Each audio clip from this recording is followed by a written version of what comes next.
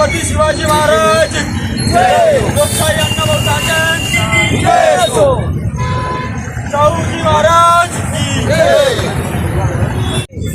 बहुजन समाज पार्टीच्या माध्यमातून 2002ला एक मोठा कार्यक्रम शाहूनगरीमध्ये घेऊन संपूर्ण महाराष्ट्राला छत्रपती शाहूजी महाराजांच्या कार्याची आठवण करून दिली आणि त्या कार्याच्या आधारावर आज महाराष्ट्रभर नव्हे देशाच्या कानाकोपऱ्यामध्ये बहुजन समाज पार्टीच्या वतीनं या महापुरुषाचा मान सन्मान होतो आणि त्या मान सन्मानाच्या निमित्तानं आज आम्ही या ठिकाणी बहुजन समाज पार्टीच्या वतीनं त्यांना अभिवादन करण्यासाठी मानवंदना देण्यासाठी आलेले आहोत। धन्यवाद।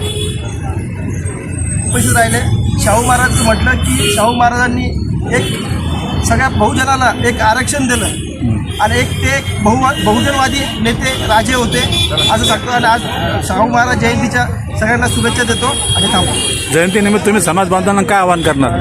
मी असे आवाहन करतो की हे शाहू महाराज हे एक बहुजनाचे एक मोठे नेते होते, त्याच्यामुळे सगळ्यांनी शाहू महाराजांना सगळ्यांनी अभिवादन करावे असे मी सगळ्यांना सांगतो। बघूया का आत्ताच एक नवीनच मुद्दा असतो आरक्षण वर्गीकरणाचा।